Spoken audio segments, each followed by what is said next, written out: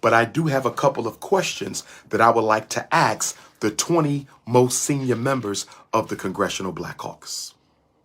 I do have a couple of questions I would like to ask the 20 most senior members of the Congressional Black Caucus. Question number one.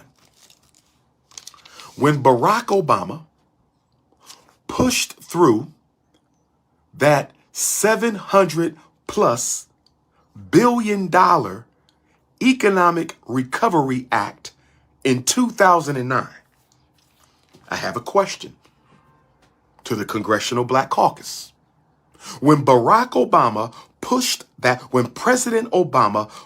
that $700+ billion Economic Recovery Act to bail out Wall Street in 2009, did you all ask for a portion of that money to go directly to the black community? I need to know the answer to this. I need to know the answer to this. Congressional Black Caucus, I'm asking you, when Obama bailed out the billionaires on Wall Street, when Obama bailed out the billionaires on Wall Street, did you ask for some of that money to come to your constituents and all of Black America? Because although you represent a particular jurisdiction, you speak for all Black people. Although you represent a particular jurisdiction, you speak for all Black people. Did y'all ask Obama to give some of that money to the Black community? That's my first question. My second question. When I look at your ages, and I'm very respectful, African culture, we respect our elders, but we also understand that the old man is for counsel, the young man is for war. The old man is for counsel, the young man is for war. The old woman is for counsel, the young woman is for war. The old woman is for counsel, the young woman is for war. So my question to the members of the Congressional Black Caucus, can you honestly tell Black America? Can you honestly look at us in our faces and tell the 50 million Africans in America that at 84 years old, 83 years old, 75 years old, 81 years old, 86 years old, 75 years old, 74 years old, 74 years old, 72 years old, 80 years old, 68 years old, 75 years old, 76 years old, 74 years old, 77 years old, 74 years old, 70 years old, 57 years old, 67 years old, 47 years old, with the exception of Congresswoman Yvette Clarke of Brooklyn and Congressman Andre Carson of Indianapolis, with the exception of Congresswoman Yvette Clarke of Brooklyn and Congressman Andre Carson of Indiana, the youngest person is 67 and the next youngest person is 74. 74 years old. My question to my elders of the Congressional Black Caucus, and I'm being respectful, can you honestly say that at that age, you still have the fight and the courage and the energy and the tenacity to effectively represent and advocate for Black people in America? I'm asking a question. I'm asking a question. I'm asking a question. And my next question to the Congressional Black Caucus, how many Black millionaires have you made in your 30 years, 25 years, 20 years, 15 years of being on the Congressional Black Caucus? I'm going to ask you again. How many black businesses have you personally created with federal resources for the black people that you represent? I'm asking you a serious question. I am not disrespecting my elders. I'm looking for clarity. Y'all, Maxine Waters, you've been there 31 years. Eleanor Holmes Norton, 31 years. Sanford Bishop, 28 years. James Clyburn, 28 years. Eddie Johnson, 28 years. Bobby Rush, 28 years. Robert Cortez Scott, 28 years. Bernice Thompson, 28 years. Sheila Jackson Lee, 26 years. How many black businesses have you created in your district for our people? I'm not asking you about culturals. I'm not asking you about the Rainbow Gang. I'm not asking you about women. I'm not asking you about black people. How many black businesses in 30 years you have created in your district? I'm asking for clarity, brothers and sisters. I'm asking for clarity. This is why we're building the Bishop Turner National Independent Black Political Movement. This is why we're building the Bishop Turner National Independent Black Political Movement. If you want to run or if you want to help out, if you want to run for a U.S. congressional seat, if you want to challenge respectfully one of the elders, if you think you got what it takes to represent black folks at the most powerful government on the face of the earth, if you think you have what it takes, email btnibpm@yahoo.com. btnibpm@yahoo.com, brothers and sisters, if you believe you got what it takes. My next question.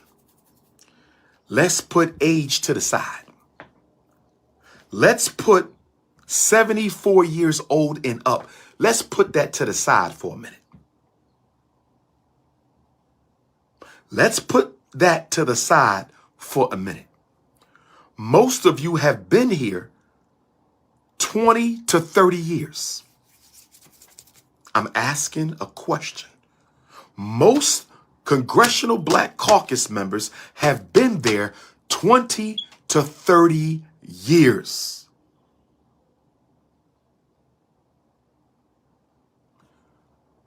Do you not think somebody else deserves a chance right now?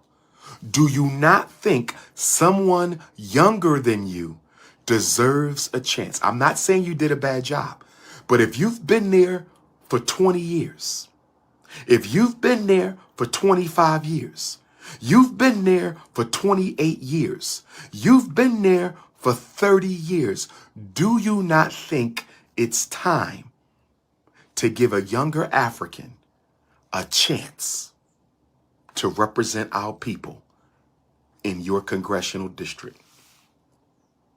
I have another question. I have another question. I have another question. I'm noticing that most of you came in together. Many of you came in together in the 1990s. Most of you came into Congress in the 1990s. Let's look at it. 1991, Maxine Waters. 93, Sanford Bishop. 93, James Clyburn. 93, Eddie Johnson. 93, Bobby Rush. 93, Robert Scott. 93, Benny Thompson. 95, Sheila Jackson Lee. 97, Danny Davis. 98, Gregory Meeks. 98, Barbara Lee. Can I ask you a question?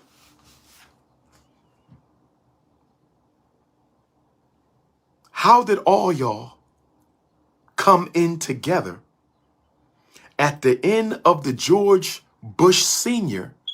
presidency and the beginning of the Bill Clinton presidency? Y'all came in right in the end of Bush and the beginning of Clinton. So you came in at the end of the CIA drugs of the 1980s, in the beginning of the Joe Biden, Bill Clinton crime bill, in the beginning of the Joe Biden, Bill Clinton crime bill. So my next question to my Congressional Black Caucus.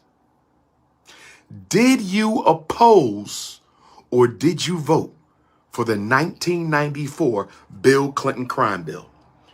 Because I'm going to tell you right now, if you tell me you voted for the 1994 Bill Clinton crime bill, Representative Waters, I need to know if you voted. Eleanor Holmes Norton, you didn't get a vote, but I need to know if you supported it. Sanford Bishop, you was there. James Clyburn, you was in office. Eddie Johnson, you was in office. Bobby Rush, you was in office. Robert Scott, you was in office. Benny Thompson, you was in office. Did you all vote for the Bill Clinton crime bill or did you shoot it down? Because if y'all voted for 3 strikes and you're out, if y'all voted for mandatory minimum sentences, if y'all voted for 3 strikes and you're out, and y'all voted for mandatory minimum sentencing, no disrespect, you might have to go. Because that means you co-signed the most criminal mass incarceration law against black people in the history of the United States of America. I can forgive you, but I will also have to remove you from office. I can forgive you because you are my elders, but you got to go. If you supported the Bill Clinton crime bill of 1994, you have to go. Can I ask you another question? What have any of you done in DC or at home to stop black children being victimized by special education? Because special education is a federal law. So what have you done to improve special ed for black children? What have you done to bring more black teachers into the schools? What have you done to bring more black men into the school? What have you done about police reform in your state or for the nation? What have you done about gentrification in your state or for the nation? What have you done about economic justice in your state or for the nation? And I have another question. I have another question for my Congressional Black Caucus. School psychologist, sister, I need you to call me. Miss Mimi Joy, you're a school psychologist? You need to get at me, Miss Mimi Joy. I need you for National Independent Black Parent Association. I need you for the NIBPA, the National Independent Black Parent Association. Shoot me a text message, 215-989-9858, 215-989-9858. Here's my other question for the Congressional Black Caucus. Did you approve of that response to President Biden's State of the Union address that the representative from Texas read on television after Biden's State of the Union address? Because that response, which purports to be from the Congressional Black Caucus, was a very docile, it was a very weak, it was a very House Negro type of a speech. He did not mention black people the whole speech. He didn't say one thing about black people's problems. But in that speech that I heard, you all said that you support him and that the speech was a good start. I need you to explain to me, Congressional Black Caucus, how was Joe Biden's State of the Union speech a good start? Maybe I missed something.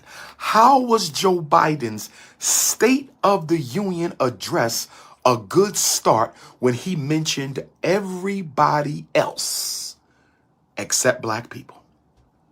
He mentioned everybody else. And y'all said that y'all were proud of the president. Make sure you watch the Congressional Black Caucus official response to Joe Biden's State of the Union address.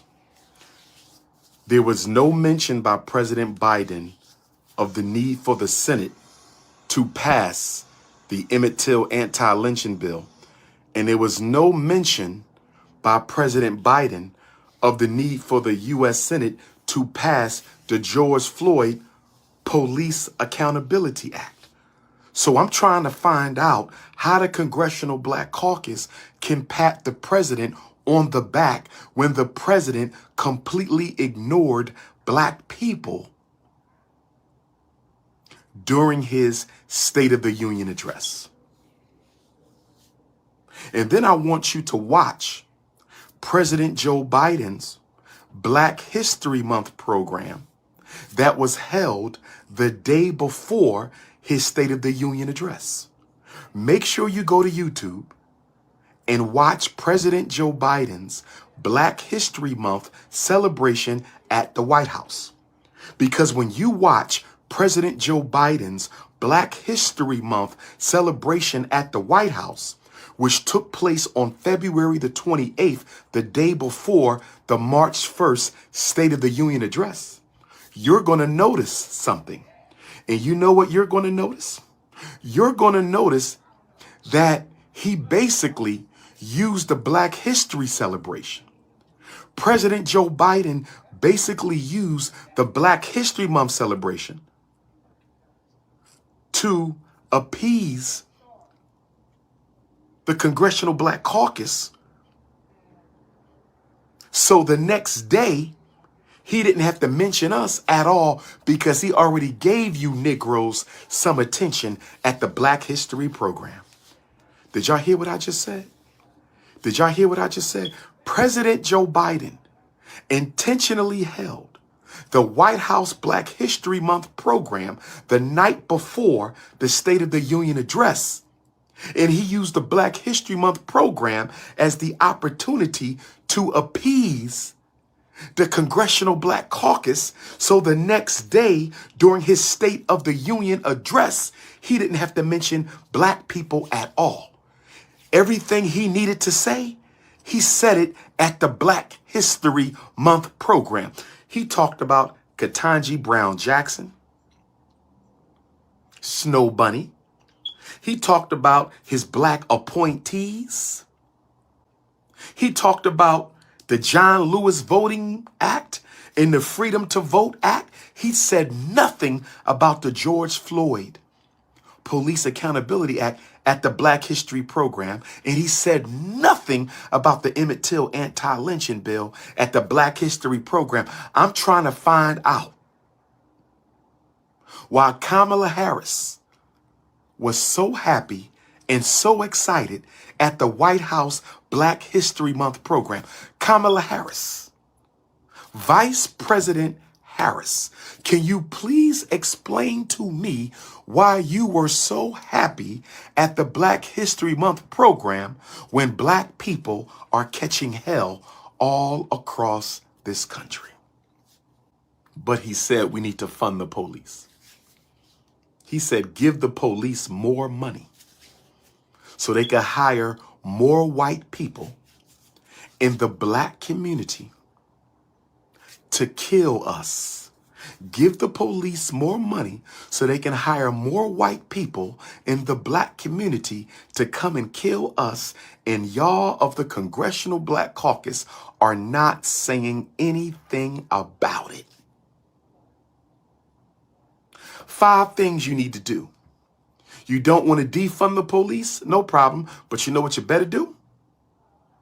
Mandatory. The percentage of the police must represent the percentage of black people in that area. The percentage of police must represent the percentage of black people. That's how many black police you should have. If Philadelphia is 50% black, 50% of the police should not only be black, but should come from Philadelphia. Let people police their own neighborhood. Stop bringing outsiders in.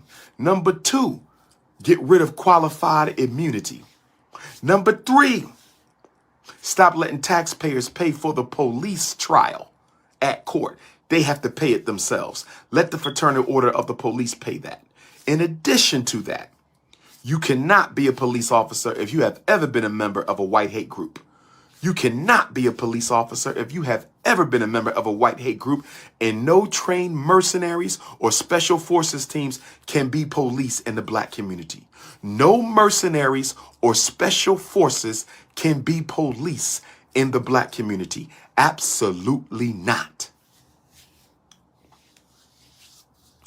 Every black community must have a police oversight and review board. Every shooting, every police stop gets reviewed by black folks, and they have the power to dismiss a police officer who is not carrying out his business in a respectable manner in the black community. Brothers and sisters, I hate to say this, but I believe that the Congressional Black Caucus is composed of elders on purpose, because the white power structure knows they don't have to worry about black elders fighting back against the white power structure. So they want all of black congressmen and congresswomen to be elders. This is crazy. 74 years old is the youngest age. 74? 74, 80, 86, 83, 75. I'm not against my elders. I'm not against my elders, but brothers and sisters, when I see the ages of my elders, and when I see how long they've been in office, when I see the ages of my elders and I see how long they've been in office, I'm not comfortable with that. Y'all too comfortable, too complicit, too happy. Y'all just going in circles. Y'all just going in circles. If you only have to be 25 years old, if you only have to be 25 years old, if you only have to be 25 years old, then why is 74 the average age? If you only have to be 25, why is 74 the youngest age?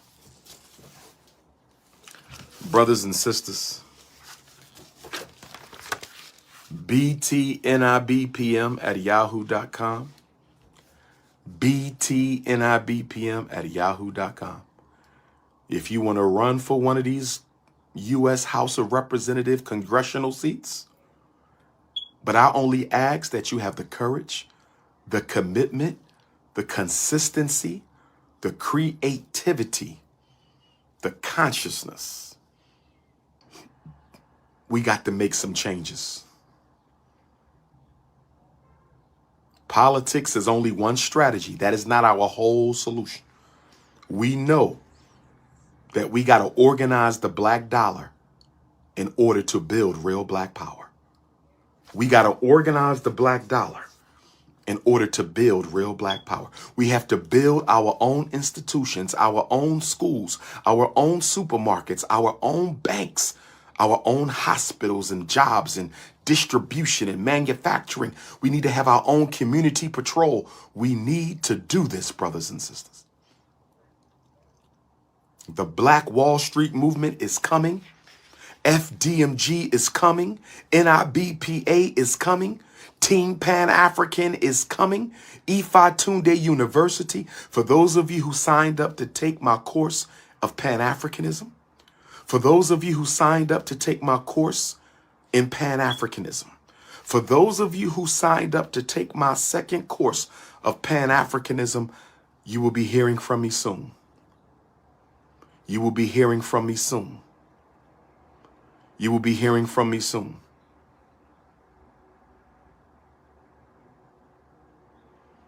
Pluto return. Pluto is still at 27 degrees of Capricorn and will be until the day Harriet Tubman joined the ancestors, March the 10th. Say your prayers, do your libations, your meditations, your chants. Set your intentions for this revolutionary 2 years and 8 months that we got, brothers and sisters. That's why I'm doing this. The Bishop Turner National Independent Black Political Movement was born out of the Pluto return. I'm trying to do as much as I can to fix the problems we allowed to happen after our ancestors who fought against those problems went to the ancestors. I want to say congratulations and happy anniversary to my Ghanaian African brothers and sisters. Today, Ghana became the first post-colonial nation in Africa to gain independence, March the 6th of 1957. Today is also the anniversary of the release of my first book, Psychoacademic Holocaust. Today is also the birthday of Princess Saez, one of the first students to go on my inaugural Black College in Consciousness tour. Happy birthday, Saez. Happy birthday, Psychoacademic Holocaust. And happy Independence Day to my revolutionary Pan-African family in Ghana. BTNIBPM@yahoo.com. If you need to text me, 215-989-9858, 215-989-9858, 215-989-9858. Hit the Cash App, hit the PayPal for FDMG. I love y'all. Let's do this. Peace and Pan.